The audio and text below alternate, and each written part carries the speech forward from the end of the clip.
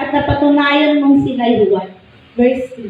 Alam ko rin matyaga ka, nagtiis ng maraming hirap alang-alang sa akin at hindi ka sumuko.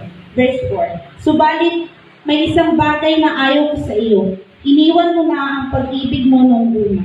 Alalahanin mo ang dati mong kalagayan. Pagsisihan mo at talikuran ng iyong masasamang gawa at gawin mong muli ang mga ginagawa mo noong una. Kapag hindi ka nagsisi, pupunta ako diyan at aalisin ko sa kinalalagyan ng iyong ilawan. Verse 6. Ngunit ito naman ang napupuri ko sa iyo. Kinapupuutan mo rin tulad ko ang mga ginagawa ng mga Nicolaita. Last verse, ang lahat ng may pandinig ay makinig sa sinasabi ng Espiritu ng mga iglesia. Sa mga magtatagumpay ay ibibigay ko ang karapatang kumain ng bunga ng punong kahoy ng buhay na sa paraiso ng Diyos. Amen.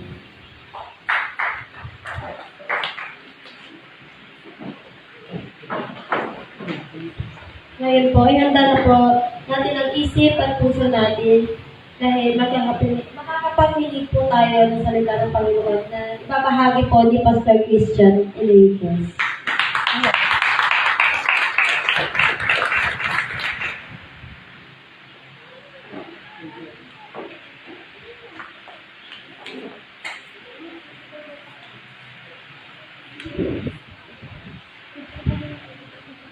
Kailanman ang Diyos ay walang ginawang o walang planong pangit para sa atin.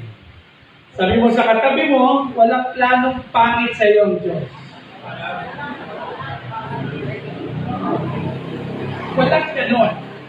Mga kapatid, pag-uusapan natin, ang ating Panginoon ngayong umaga, siyempre. At alam ba natin na isa sa pitong simbahan sa Asia, one of the church in Asia is Ephesus, which is, bagaman ito'y literal church, tinutukoy, ngunit ito'y naka-address sa tao. Noong panahon ito, mga kapatid, meron naman talagang sambahang existing ng panahon na yon. Isa lang ito sa pito. If you're going to read Revelation chapter 2 and chapter 3, you can see the 7 churches of Asia. Kaya lang, ang pag-uusapan natin ngayon ay yung isa na kung saan makikita natin anong connection nito sa ating buhay ngayong umaga. Sa umagang ito, gagamit din ako ng paraan na tinatawag natin sa Bible kasi may dalawang uri ng paraan ng pag-interpreta. Isang paraan ng exegesis, what the Bible says of himself, at yung eisegesis, ano naman ang pananaw mo sa iyong nabasa. So sa umagang ito, gagamit ako ng eisegesis para maging reflective sa bawat isa kung ano ang dahilan, bagamat ito'y pinasulat ng Panginoon, direct message of the Lord to the Ephesus, ano naman ang connection nito sa buhay mo, sa buhay natin. Imposibleng wala. At pagkatapos ito, makikita nyo mabuti, meron palang napakagandang plano ang Panginoon sa ating mga buhay. Amen? Tayo po yumuko at manalangin. Panginoong Yesus, sa umagang ito, nawa ikaw ang patuloy na maparangalan at madakila sa aming buhay. Nawa, Panginoon, ang bawat marinig namin, Lord, ay magsilbing kalakasan ng aming buhay. Magsilbi din namang liwanag sa iba at magsilbing kalayaan namin upang lalo kaming makapagpuri at sumamba sa iyo. Panginoong Yesus, sa aming papakinggan ngayong umaga, nawa kami po'y mapagpalang tunay at nang sa ganon makita namin, Panginoon, na ikaw lamang sa aming buhay ay sapat na. Panginoong Yesus, salamat po sa magagandang sinasabi mo sa amin. Salamat po sa apprehension. Salamat po sa mga rebuke. Salamat sa pagtutuwid. Salamat sa mga paraan na kung saan doon kami natututo. At salamat din naman sa gantimpala. Lord, sa umagang ito, at sa mga susunod na araw, we claim victory upon your name. Sapagkat Panginoon, wala kang plano na hindi maganda para sa iyong mga anak. Kung hindi, puro ayusan at puro pagpapala lamang ang ninanais mo para sa amin. Lord, salamat sa pagpapatibay. Salamat sa pagpapatatag. In your most precious name, Jesus, everybody say, Amen and Amen. Hindi ko birthday bukas, nalala ko na. Bukas kasi, yun yung ika-26 na taon na ako ay nagpapastor. Ayun, kaya hindi ko birthday bukas. Pero masaya ako dahil bukas, 26 years ko na naglilingkod o nagpapastor para sa Panginoon. Kasi nagpastor ako noon, 16 and a half lang ako noon. Eh yung iba rito noon, 16 and a half, ano pa ginagawa niya? Yung iba, lubog sa ML. Tingnan mo yung katabi mo kung addict sa ML. Yan. Ayan. Nung panahon na yun, 16 and a half, ang mga kasing edad ko noon, nung mapasok ko sa Bible school noon, 16 and a half ako, tapos ang kasing edad ko, mga kasing edad mga 45, mga 60, gano'n, 50, gano'n. Pero hindi ko alam, siyempre, hindi mo naman pwedeng tanggihan pag tinawag ka ng Panginoon, eh. Amen? Hindi pwede yun. So, ako'y masaya sapagkat umabot ako dun sa ganong panahon o taon ng paglilingkod. Kaya yun, March, hindi ko makalimutan kasi, March, bukas, 17. Ayan. So, let us go to our topic this morning. Mapapansin natin na sa binasa natin sa Revelations chapter 2, dediretso ako sa 2 hanggang 3. Sabi dito, I know your works and your labor and your patience and how you cannot bear which are evil, and you have tried them which say that they are apostles and have not, and have found them liars. Verse 3. And have been, and have borne, and have patience, and for my name's sake have labored, and have not fainted. Sabi ng Panginoon sa mga taga-Ephesus, nakita ko yung mga trabaho niyo.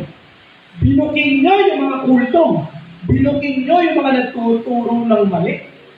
Tapos, nakita ko rin yung inyong pagtsatsaga. Para sa aking pangalan. Nakita ko kung paano kayong naglilingkod. Talagang in-appreciate ng Panginoon ang Ephesus nung panahon na yun. In reflections, mga kapatid, magiging plastic naman tayo kung hindi tayo masaya kapag in-appreciate ka ng iyong kapwa. Mga kapatid, tingnan mo yung katabi mo. Ano ang maganda na nakikita mo sa katabi mo?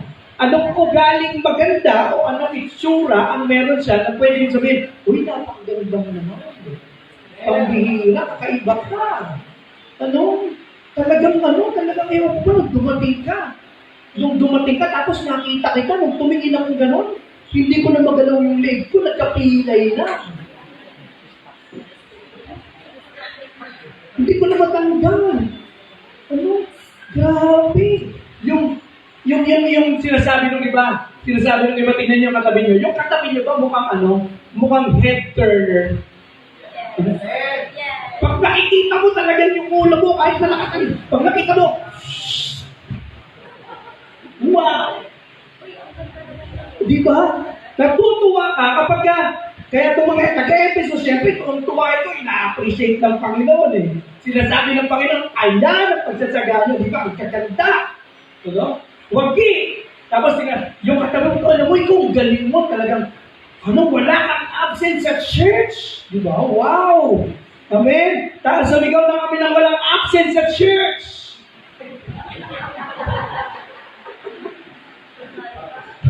Tingnan mo alam mo, talagang napakasigas mo, napakasipag mo, hindi ka nalilate. Sumigaw na kami na hindi nalilate.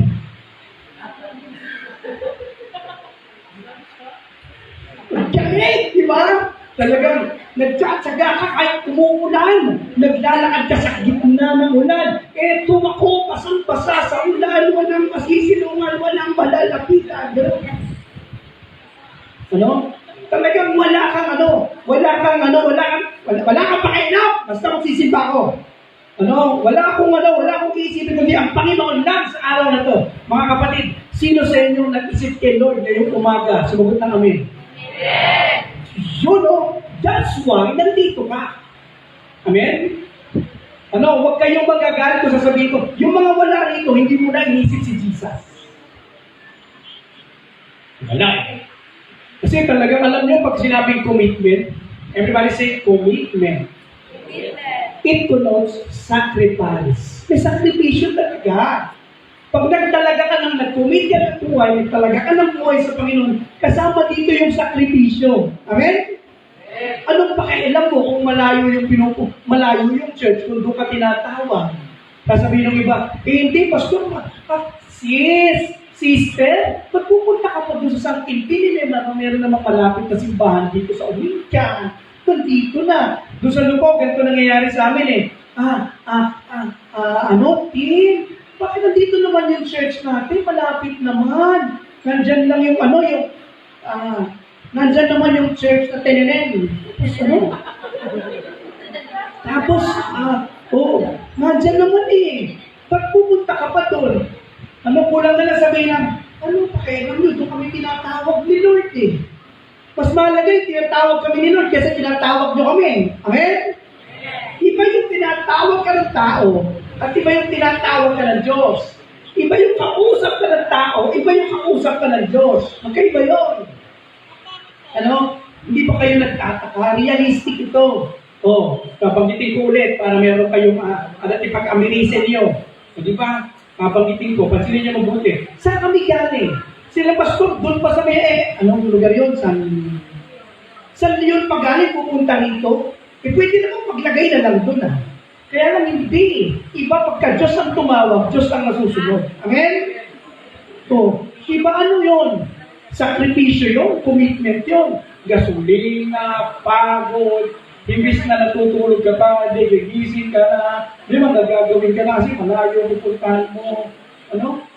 Imagine that. At na-appreciate ng Panginoon ang ginagawa ng mga taga-Ephesians noong panahon na yun. Dahil ganun sila kasipag. Sa pasagawain ng Panginoon, wala silang sinisino. Talagang gagawin nila yung mga bagay para sa gawain ng Panginoon. Sino rito ang handang gano'n? Na gumawa para sa gawain ng Panginoon? Sugot na kami. Yung handang makipagtayaan ang lahat ng buhay para kay Jesus. Kumalak pa ang handang magtaya. Diba? Imbis ay tinakaya mo sa wedding niyang buhay mo. Kaya mo kay Jesus yan. Mananalo ka ng eksaktong saga. Amen?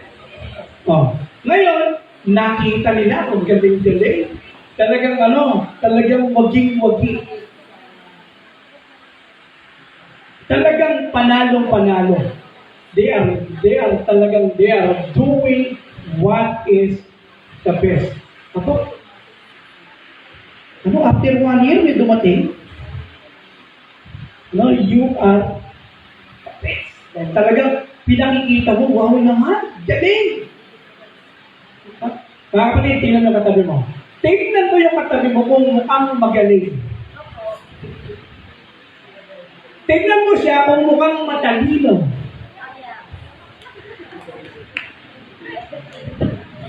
At tingnan mo kung mukhang maganda.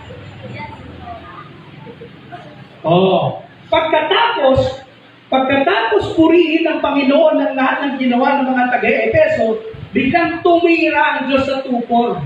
Sabi ng Panginoon sa tupor, nevertheless, I have somewhat against you. You have forsaken your first love. Biglang kabig ng Diyos. Biglang sinabi ng Panginoon, yung mga negatives. Oo nga. Naglilingkod kayo, napakasipag nyo. Kaya lang, busy lang kayo sa kaharian ko Hindi kayo busy sa akin. Yun yung malaking problema. Sinabi ng Panginoon yung magagandang bagay, pero pagdating sa 4, sinabi ng Panginoon, naku, may nakakalimutan kayo. Ako mismo ang kinalimutan ninyo. Ano? Di ba parang napakasarap isipin na na-appreciate lahat ng Diyos ang ginagawa natin. Amen? Napakasarap isipin nun, di ba? Parang walang pinagkaiba sa pagkatapos sabihin ni Lord ang lahat ng magagandang bagay, bigla na sinabi yung negative tungkol sa mga taga-Ephesus. No? Sabi niya, 4. Nevertheless, I have somewhat against you. You have forsaken your first love. Tapos sabi pa ng Panginoon sa 2:5, remember therefore from where you are fallen. Doon muna tayo. Alalahanin nyo, saan kayo nahulog? Ang gaganda naman ang ginagawa nyo eh. Yan, saan kayo nahulog? Dito. Nakalimutan nyo ako. So, ina-appreciate ni Lord lahat ng ginawa niya noong una, pero nung sumunod, sinabi ng Panginoon, kaya lang, may problema. Hindi nyo ako naalala. Mga kapatid, anong mararamdaman mo kung ganito ang sasabihin sa inong tao? Alam mo, tingnan mo yung katabi mo, tingnan mo. Alam mo, sa lahat ng nakita ko, ikaw ang pinakamaganda sa lahat. Anong pakiramdam mo kung sinabihan ka nun? Ha? What do you feel?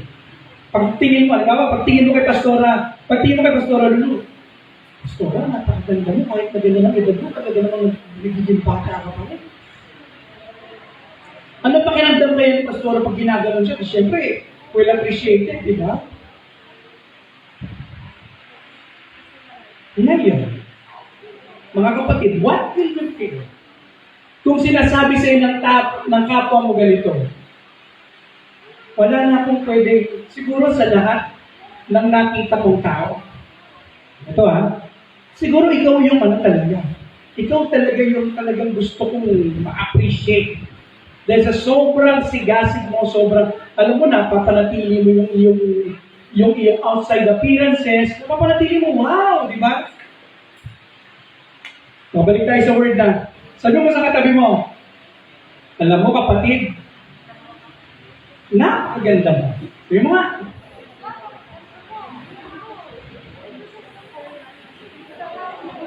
Kaya lang, ano mararamdaman mo kung may kasunod? Kaya lang, alam mo, ang bago ng kilikili mo. Ano? Pero mo, sinabi ng Panginoon lahat na magaganda eh. Tapos pagdating sa, hindi, alam mo, kinalimutan. Diba? Sa totoo lang. O, di mo alam. Sabi, yung anak ko eh, sabi sa akin ng anak ko nung isang araw, Pa, you are the best daddy in the whole world. Siyempre, tuwa naman ako. So, kaya lang, paduliti eh. What will you feel kung sinabi naman sa iyo ng Panginoon yung negative side ng buhay mo? Ano ang mararamdaman mo kapag sinabi naman ng kapwa mo sa iyo lahat ng negatibong parte ng buhay mo? The more, tanda nito may matitrace ka rito eh. Ang tunay na Kristiyano, walang pakialam sa sinasabi ng sino man. Basta siya, kung ano sinasabi ng Panginoon, dun siya. Ang tunay na Kristiyano, makarinig man ng masakit para sa kanya, hindi siya alis sa gawain ito. Amen? Pero, kapag peke na Kristiyano yan, makarinig lang yan ng masakit sa kanya, hindi na yan babalik dito. Lalo na kapag nasaktan siya ng salita o message ng pastor o ng Panginoon sa kanya. Ano ba yan? Minsan lang ako nagpupunta rito, pagka natatapat pa na talagang ako yung target. Kapag hindi ka ba natutuwa? Hindi ka ba natutuwa? Na hanggang ngayon, naaalala ka ng Panginoon at tinutuwid ka sa iyong mga kamalian? Amen? Dapat natutuwa ka nun. tao, yung appreciation lang. How much is this? Paano naman ito? Ngunit nakalimutan niyo ako, in reflections, sinasabi na ng Panginoon yung mga negativities niya. Doon pa lang, bibigay ka na eh. Doon pa lang, aayaw ka na eh.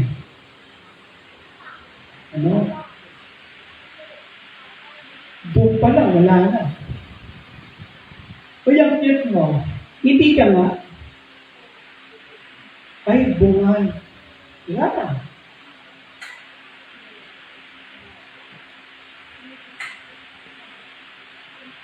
Sino sa inyo, who among you are very strong in that?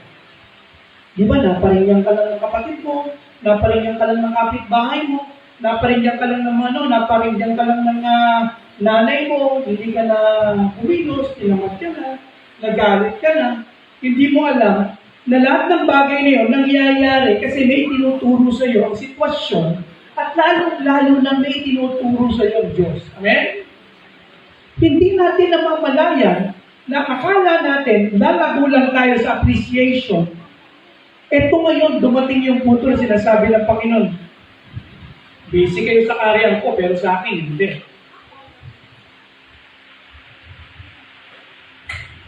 Nagkakaroon tayo ngayon ng agam-agam sa sitwasyon na, teka lang, oo nga. Ba't ganun ang nangyayari? Ginagawa mo lahat. Tumutugtog ka, kumakanta ka, sisimba ka.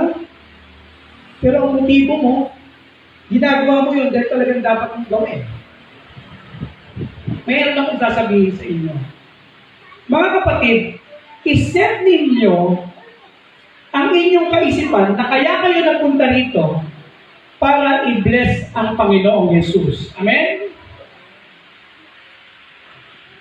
Ngayon, kung ang priority nyo, kaya kayo nagpupunta rito para ma-bless kayo, mali. Dapat, ang priority nyo munang i-bless ay si Jesus at bahala ang Panginoong Yesus sa inyong mga buhay. Amen? Hindi yung nagpunta ka rito dahil gano'n niya. Walang mangyayari sa atin noon. Paano kung hindi pumaling sa iyo pagkakataon? Paano kung hindi pumaling sa iyo ang mensahe ng Diyos? Ano gagawin mo? Wala na. Pero kung ang target mo, i-bless yung first love o yung Panginoon, well, wala kang pakialam sa anumang sitwasyon na meron.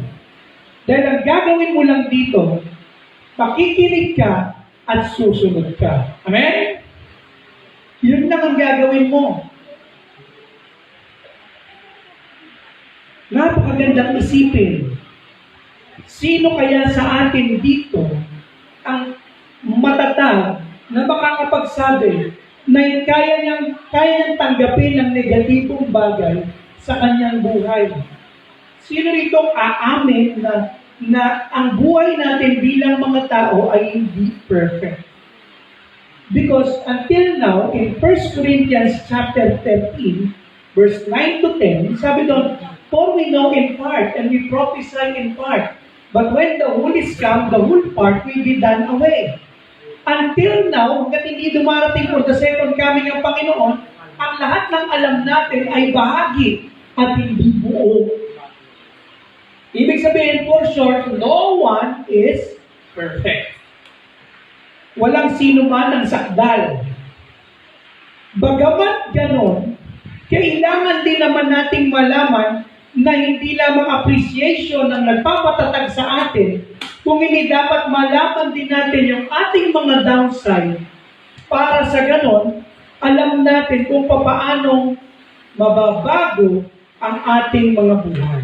Amen? Tingnan niyo mabuti. Doon sa 2:5, ang karugtong nun, sabi dito,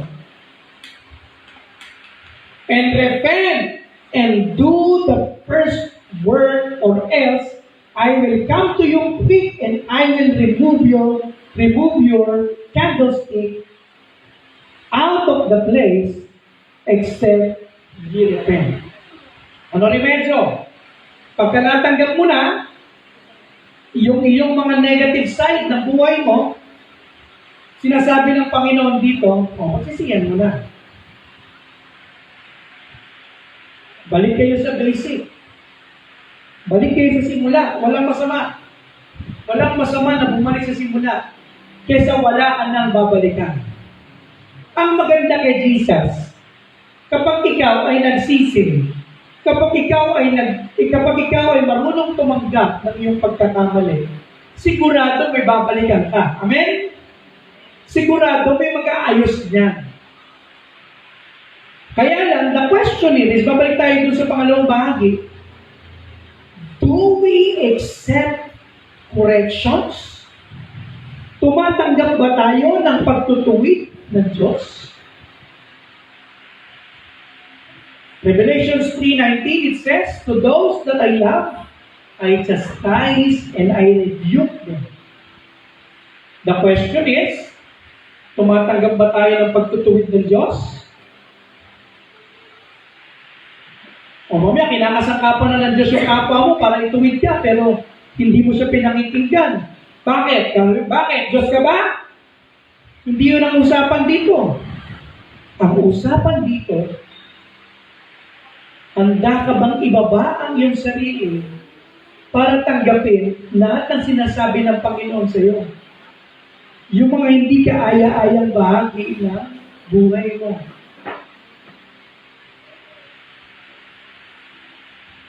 Handa ka ba doon? Tingnan niyo. For my reference. Nagkaroon ng recruitment ng vocalist at saka written player doon ang Jabez na banda. Tapos tinawagan ako ng band leader nila. Alam ni Tintin yan, kilala nila yan. Tinawagan ako. Pagkatapos, ini-interview ako, at habang ini-interview ako, sinasabi ko lahat ng alam ko. Kaya kong tugtugin itong ganito, kaya kong tugtugin yung ganyan, kaya kong... So, sasabihin niya, sinabi niya ng band leader, okay, good! Tara, sama ka sa amin. Biyahe ako agad, kahit malayo, biyahe ako agad. And I joined them. But, the problem is, nung nandun ako, binigyan ako ng isang pyesa, at yung pyesa na binigay sa akin, sinek ko mabuti. Hindi ko alam yung mga terminology ng mga chords. Hindi ko alam yung terminology ng mga notes. Pero natutugtog ko siya. Nagagawa ko siya. Tinanong ako, Pastor, anong chord yan? Sabi niya, ano? Ito, E. Anong E yan? Basta E. After 2 days, sinabi sa akin, Pastor, huwag kang magagalit, ha? Magpahinga po muna kayo. Pagkatapos nun, aralin niyo po ito, mag-enroll po kayo, tapos pagka okay na, balik kayo. So, walang pastor-pastor. Naalis ako. Ilang buwan pa lang, naalis ako. Dahil hindi ko alam yung mga terminology niyo. Pero yabang ko nung sumasama ako. Kaya, to cut the long story short, nag-aral ako sa music school at nagtinda ako ng mga bote para makapag-tuition. Ng dyaryo, ng mga kalakal, para makapag-tuition lamang sa school na pinapasukan ko. Kasi Tarlac to Manila yung pinapasukan ko, gano'n ang nangyayari. Napagin ko na sa inyo ito nun. Tapos nung nakapag-aral ako, tsaka ako bumalik, alam ko ng terminology. So, nung una, umiiyak ako kasi parang hindi ko ma-accept. Dahil parang kaya ko namang gawin eh. Bakit ba kailangan ko pang dumaan sa mga learnings na ganito? Pero doon ko naintindihan na iba na palang larangan na papasukin namin. That's why, kailangan alam mo yung mga definitions and terms ng music para sa ganon, hindi ka maging outcast. At ito sinasabi ng Panginoon sa mga taga-Efeso. Ayan, magsisi kayo. Kapag hindi kayo nagsisi, tatanggalan ko kayo ng liwanag.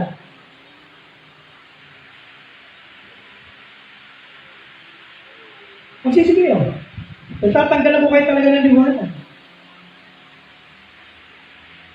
Unless na magsisi kayo, hindi ko natutuloy.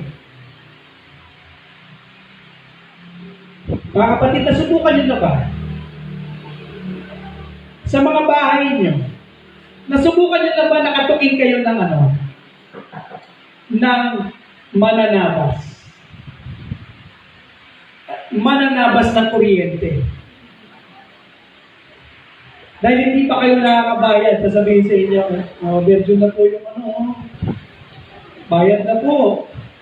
Tapos makikiusap ka naman. Sabi mo, ewan ko lang dito sa inyo, sa amin kasi pwede. Ewan ko lang dito sa inyo kung pwede yun.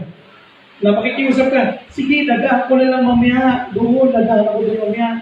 Pasensya na, kahit gigising ko lang, gano'n. Dito ba pwede yun? Ha? Tapos sasabihin sa'yo, sige ha, daan ka doon ha. Kapag hindi ka dumaan, babalik kami bukas, puputulan ka namin. Bigla babalik yung mananabas, puputulan ka na ng walang habas. Sa amin kasi, sa mga talen, hanggang 2 resibo, pwede ka pang makalusot. Hindi ko lang alam dito sa Umingan kung gano'n din. O sa San Quintin. Ha? O diba? Pwede ka pang makalusot. Wala pinagkaiba yan sa sinasabi ng Panginoon sa inyo. Ayusin nyo na buhay nyo. Magpaayos kayo kasi kapag hindi nyo ginawa, tatanggalan mo kayo ng liwanag. Hindi na kayo magiging liwanag. Hindi na kayo magiging kapakipakinabang. Just like what the Lord did unto the fig tree na dinaanan niya, nakita niya, walang saysay, walang silbi. Ano ginawa? Wala kang saysay, susumpa na kita. Ganun din naman.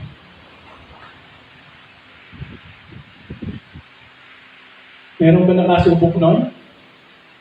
Pagkagising mo sa umaga, nagulat ka, wala ka ng kuryente, ba't ang init? Pinutol na po namin. Aantayin pa ba natin gano'n? Diba? Tapos magagalit ka pa, sabihin mo, tingnan niyo yung galing ng tao, magagalit ka pa kasi, bakit gano'n? Ba't di na kami binigyan ng pagkakataon? Namalingin na kami, pagbalik namin, wala na kami kuryente. Wala, yun talaga yun ang Diyos, gano'n din naman di ba? Ano sabi niya? Repent. Nasabi ko na lahat ng mga negatibong bagay, ano gagawin niyo? Remedyohan niyo, repent. Pagsisihan niyo. Tapos I will not remove. Hindi ko natanggalin yung liwanag yan. Magiging liwanag pa rin kayo. Unless you repent. Diba? Most of us, ang gusto lang natin na appreciate tayo. Pero ayaw natin na nakukorek tayo. Ayaw natin na nare-review tayo. Ayaw natin na natatapakan ng pagkatao natin. Gusto natin pirmi tayong tama. Pirmi tayong tama. Ayaw natin umamin ng pagkakamali. Pagka sinabing mali ka, gagamit ka pa ng verses para sabihin tama ka. Hindi natin namamalayan na pinapaalalahanan tayo ng Panginoon sa mga bagay-bagay na yun.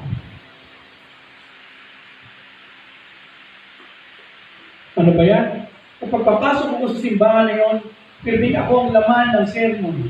Akala mo lang na ikaw. Pero hindi mo namamalayan na ang sermon ng Diyos na kinakasangkapan kami ay para sa lahat. Amen? Akala mo lang ikaw.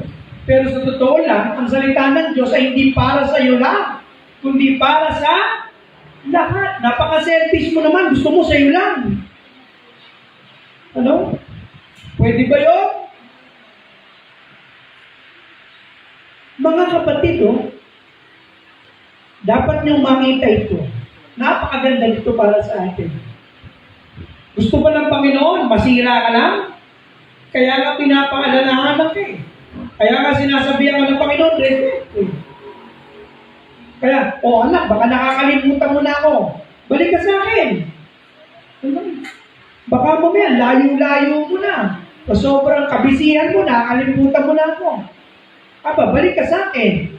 Kapag hindi ka bumalik sa akin, ano mangyayari? Hindi ka na talaga makakabalik. Diba? Ganun kabuti ang Diyos, mga kapatid. Sabi sa 6,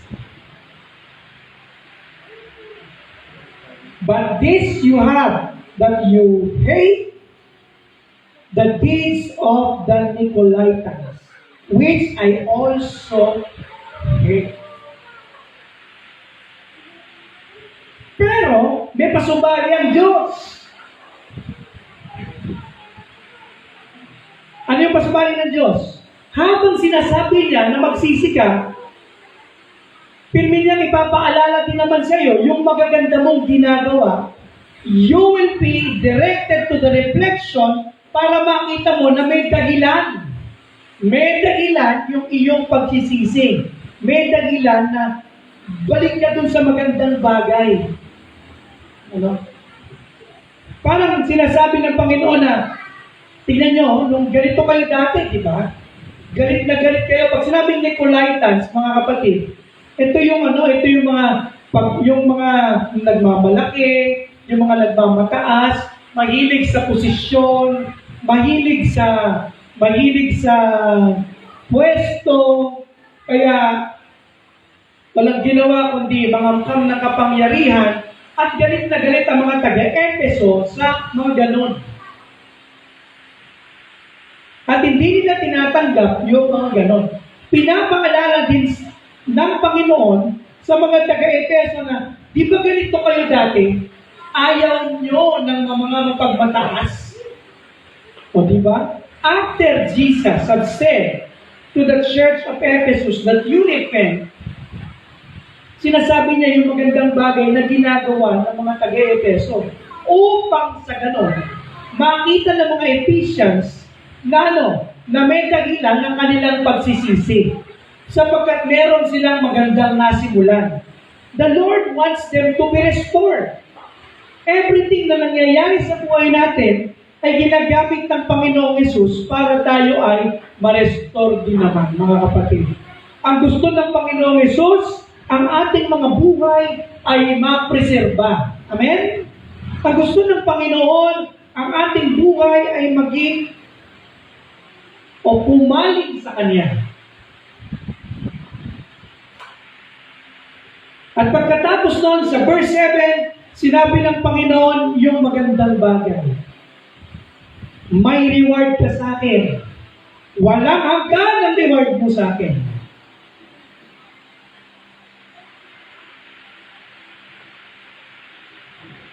Biro mo, paano yan?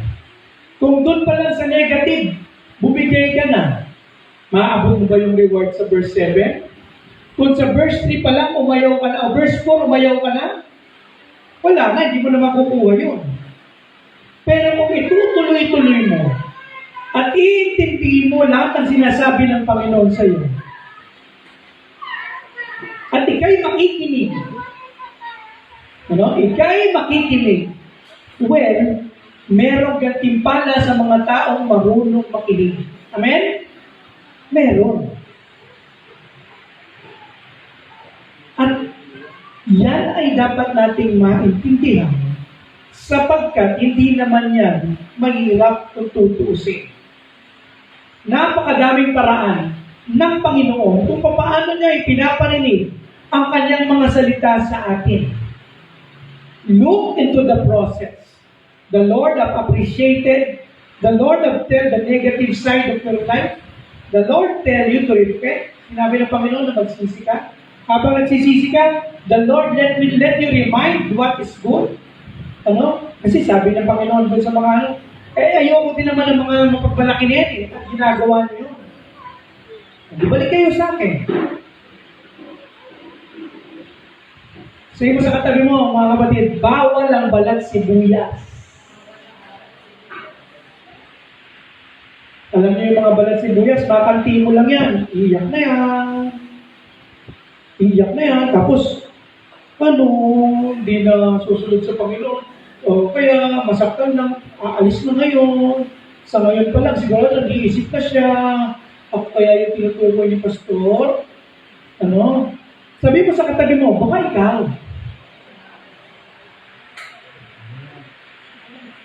Ano ba yan? Oh. Hindi mo namamalayan, doon pa lang, kapag itinuloy-tuloy mo, makikita mo sa bandang uli, verse 7, nandun yung gantimpala ng Panginoon para sa mga taga-Ephesus. Meaning to say, mga kapatid, doon pa lang, huwag kang bibigay.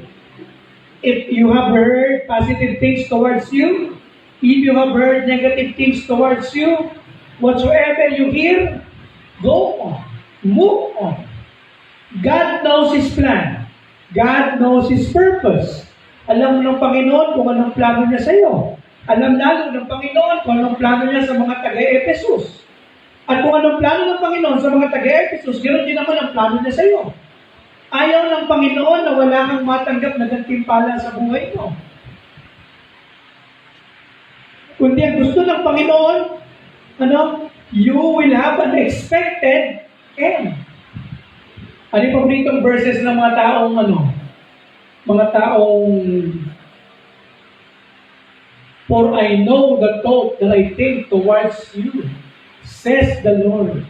Thoughts of peace and not of evil, and to give you an expected end. Saan nakalagay sa Bible yun? Saan? Jeremiah?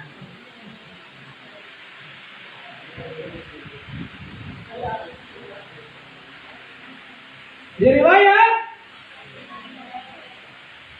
Ano labas? Huwag nyo itataya yun, ha? 29:11. Di ba, sarap pakinggan? Kaya lang, may katuloy yun, 12.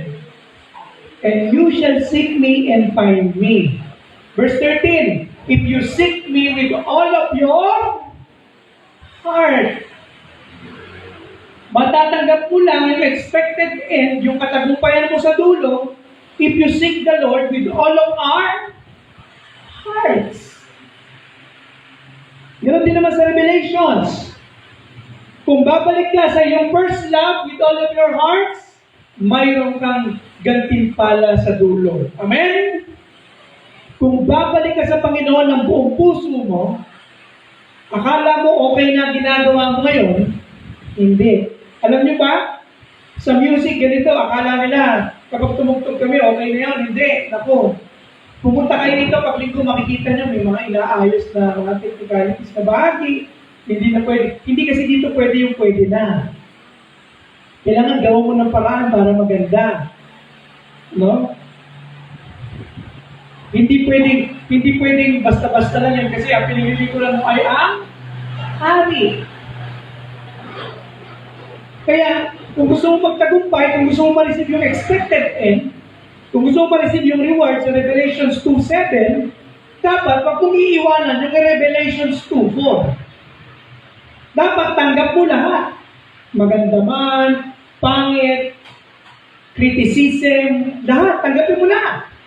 Kasi, nandun eh. Doon ka titibay, doon ka tatatag. Hindi lang basta nagpapatatag sa atin ng magagandang bagay na sinasabi ng Diyos. Anong pakiramdam nyo? Kapag sinasabihan kayo ng kapwa mo, "Uy, brother, the Lord bless you." Anong pakiramdam? Masarap pakinggan, hindi? "Uy, sister, God bless." Wow naman. Kasi, "I can see you, the glory of my King." Masarap pakinggan, di ba? Masarap pakinggan. Tapos sabay, "Lord bless, God bless, praise the Lord." Sabay ba, ba't galing? Ito naman, sinabihan na ako, bilis na ako, tapos bilang ba't galing? O, di ba? Ano sabi ni Pastor kanina? Nakamayan niyo na ba lahat? Ano sagot? Kasi sabi nga niya, merong hindi nakamayan, ano ginawa, na? Ay, magtatampo ko ngayon.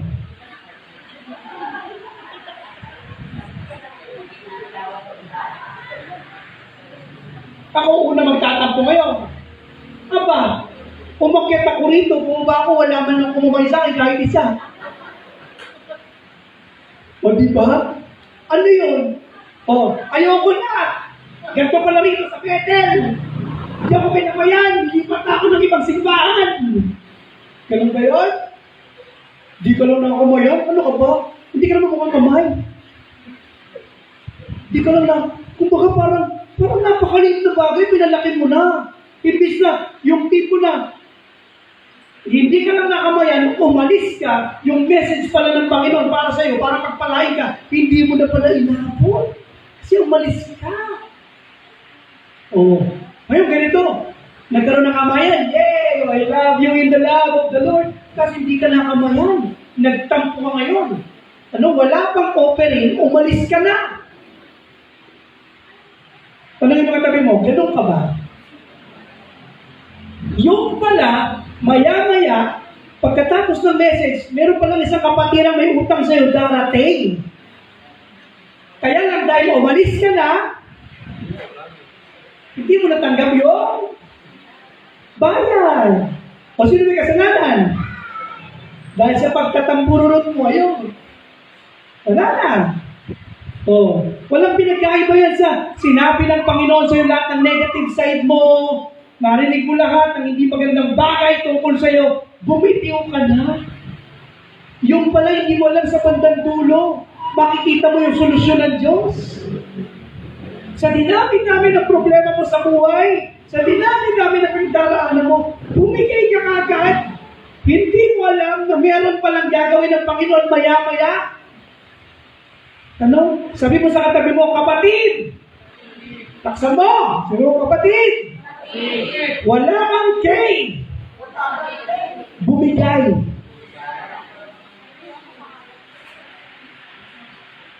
Meron akong dating kanta rito na, ewan ko, wala rin tanong iba to. Sabayan ako ng alam. Sabi doon, huwag kang bibigay, ayaw magsasawa, huwag kang matatakot. Ano kasunod? Lalayo manghihina. Kasunod, gagamitin ka pa ng Diyos. Mahal ka niyang lubos. O, paano kung bumigay ka? Maririnig mo ba yung mahal ka niyang lubos? Hindi na, bumigay ka na eh. Mga kapatid, it's all about today. Bagaman ito yung para kay Jesus, pero paalala sa atin to ng Panginoon, mga kapatid. Anong paalala niya sa atin? Tanggapin mo ano man ang marinig mo. Tanggapin mo ano man ang ma-encounter mo. Sapagkat lahat ng ito, papasok sa Romans 8:28.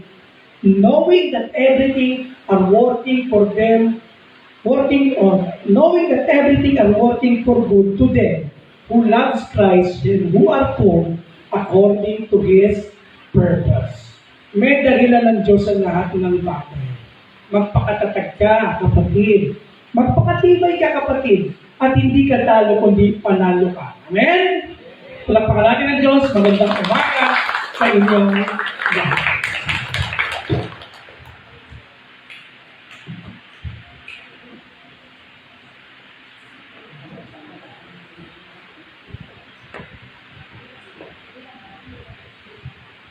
Thank you, Pastor. Si Daniel, asan si Daniel? Si Daniel daw po